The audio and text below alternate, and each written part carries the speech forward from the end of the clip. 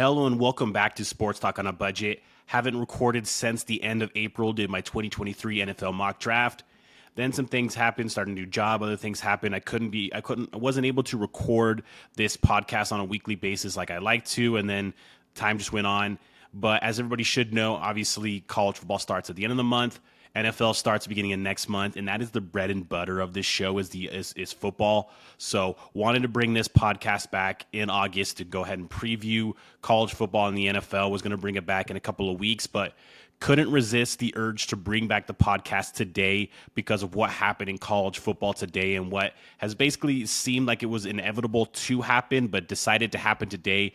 What has happened today and what could happen today and in the next couple of days, and how it shifts the college football landscape and maybe the death of one conference.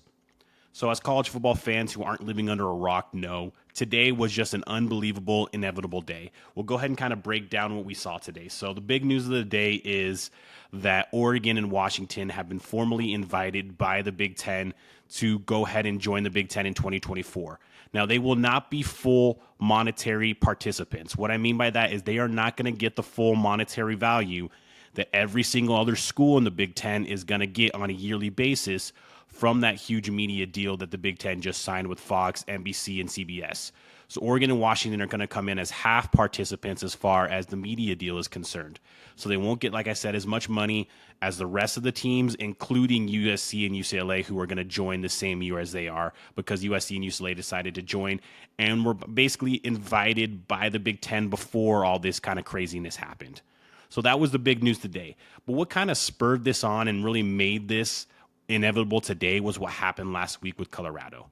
So Colorado decides to move back to the Big 12, the conference that they were in before they moved to the Pac-12 last Friday. And so Colorado is going to join the Big 12 in 2024, and that was their decision last week. But even before Colorado decided to move to the Big 12, what's really spurred this on is just the Pac-12's ineptitude, just the terrible tenure of Larry Scott, the former commissioner of the Pac-12.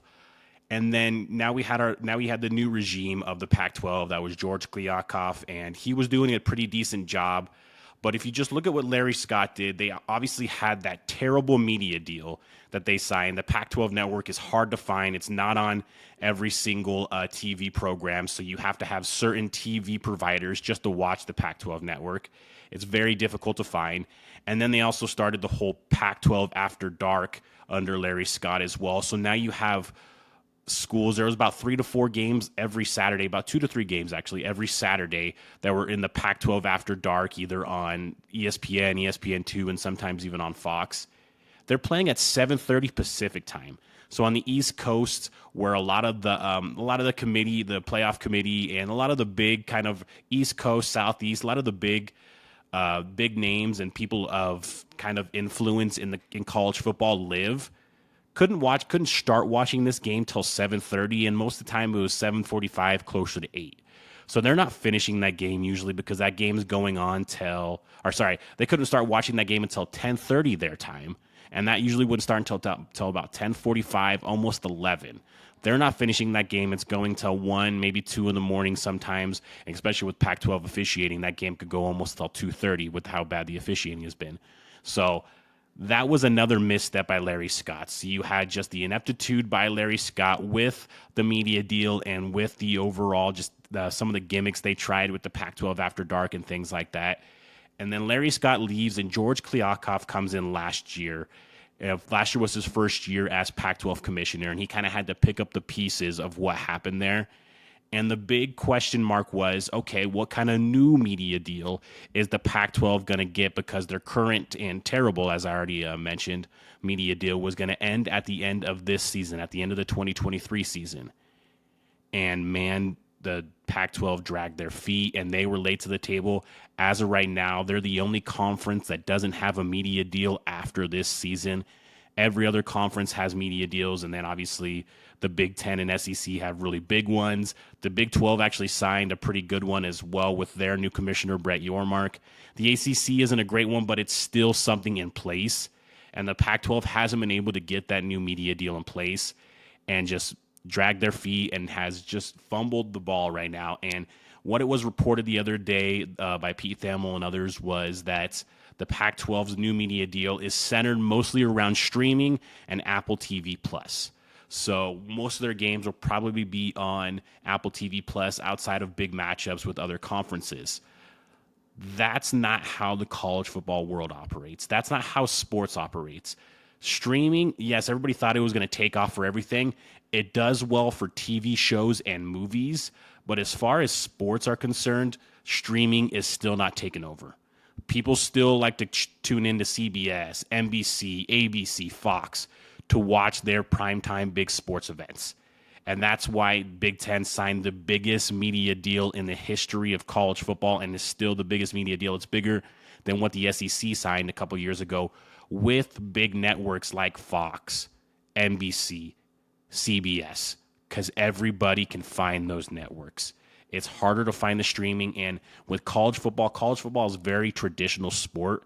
They have an older audience that has been watching this sport their entire lives, whether they went to the school they root for, or they live in the area of the school they root for, or they're just a fan of the sport.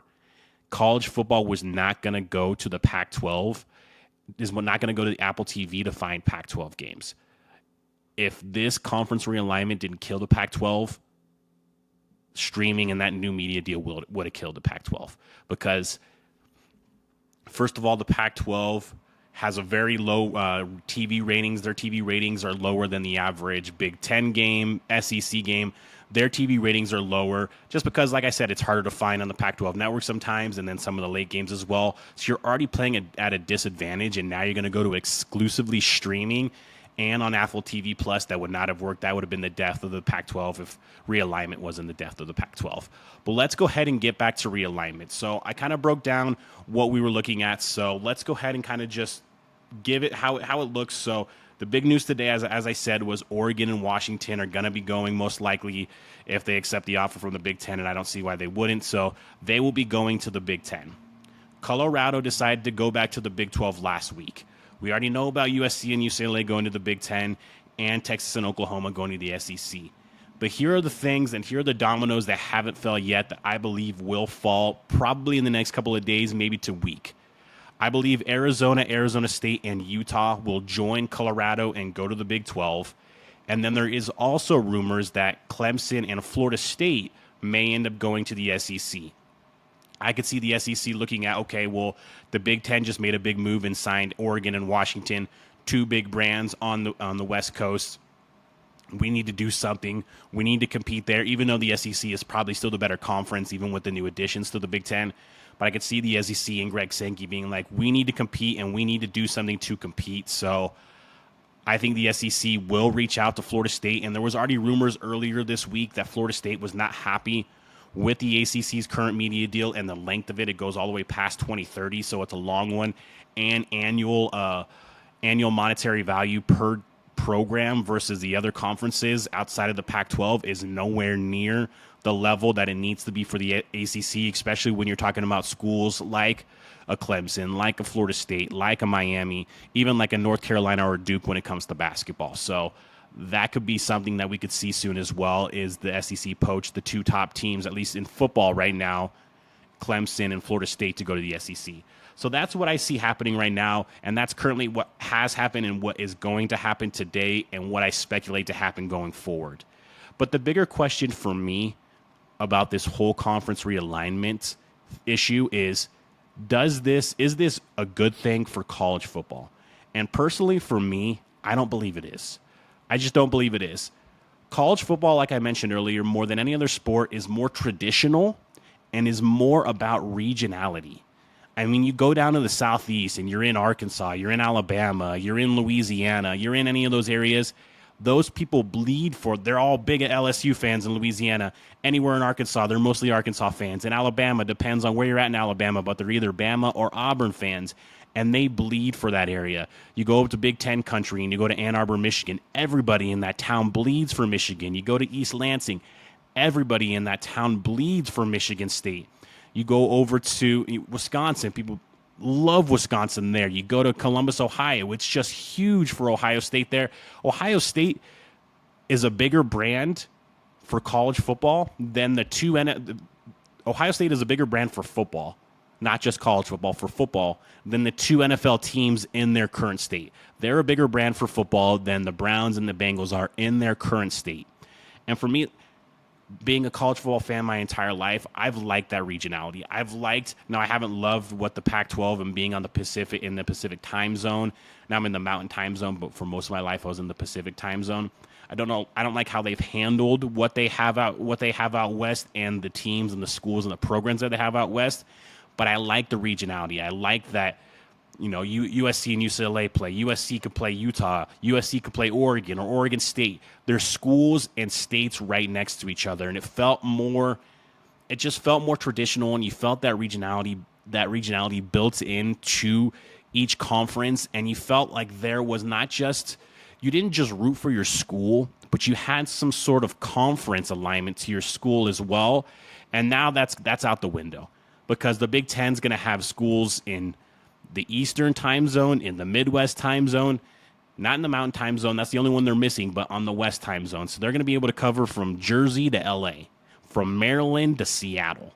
So that's something that I never would have thought would have happened. And also to me is I feel like you do lose some of those classic rivalries.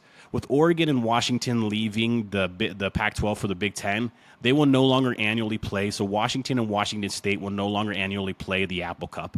That is huge in Washington. That is a huge game in Washington. Even though Washington is the better team most of the time, that is still a huge game. Oregon State, that will no longer be played going forward as well. That used to be called the Civil War. They changed it for terrible reasons, but we won't get into that. But that used to be called the Civil War. Oregon, yes, is the better team and has owned that, but Oregon State beat them last year and had a great team this year and had a good program going forward with Jonathan Smith at the helm. They had a good program going forward. So for me, I don't love this conference realignment. I liked USC moving to the Big Ten, but if they were able to stay in the Pac-12 and still get the revenue and the exposure that they were looking for, that they're going to get in the Big Ten, I would have preferred them to stay in the Pac-12. But obviously that wasn't the case. That wasn't going to happen. I understand the moves for all these schools. I understand why they're moving. I understand why they're leaving, and I understand that all of this falls at the feet of the Pac-12. All of it falls at the feet of the Pac-12. Just the unbelievable ineptitude and terrible business and running of this conference for pretty much a decade at this point. And Kliavkoff came in and tried to do his best, but even then he didn't do great. Sitting there watching Pac-12 Media Days a couple of weeks ago, and he's sitting there, I don't want to talk about the media deal. We have something in place. We feel like we have something decent in place. We don't want to talk about it. It's all about football today. No, you're at Pac-12 Media Days. Bring out the media deal. You know what happens right after Pac-12 Media Days? The very next week, Colorado left. The very next week is the day Oregon and Washington are out, and then you're going to lose three other schools. You're going to be about the Pac-4 with Stanford and Cal and Oregon State and Washington State. Could be by the end of the day or by the end of the weekend. That could be the possibility. You fumbled the ball again. You were better than Larry Scott, but, I mean, that's not saying much. So, for me, I understand that this was inevitable. I understand that the Pac-12 is at fault for this happening. If they would have had better management and were ran better, this would have never happened. But I still don't have to like it. And I still don't like it. I still don't love it. I'm going to miss that regionality that regionality kind of feeling of college football going forward. But just to kind of take a step from all of that and look forward on what I think is going to happen to college football, I think we're going to have a college football. It's going to be very close to what the NFL looks like. If you're an NFL fan, you obviously have the AFC and the NFC, the American Football Conference and the National Football Conference. I think that's what college football is going to mainly be, is two major conferences, the SEC and the Big 12. But unlike the NFL, there's still a lot of other schools that make up Division I FBS football, and especially even the current Power 5. There's still schools kind of holding the bag there a little bit. So what's going to happen outside of the SEC and the Big 10? And maybe the Big 12 with adding Colorado, Utah, Arizona State. Maybe that's enough. I don't think it's enough, but maybe it's enough to kind of get them as that kind of third conference. You have the SEC and the Big 10 up on their own, but then the Big 12's right there. Pac-12 is probably going to be dead. I don't know what happens to the four remaining schools. And I don't know what happens to the ACC, but it's going to look more like an NFL model. I wouldn't be shocked if the Big Ten swipes up those two of those last four schools, maybe gets Stanford and Cal, and maybe Washington State and Oregon State can go to the Big 12. The SEC swipes up Clemson, Florida State, maybe Miami, North Carolina, Duke for basketball purposes. And now you have two big conferences and then kind of another pretty decent conference in the Big 12.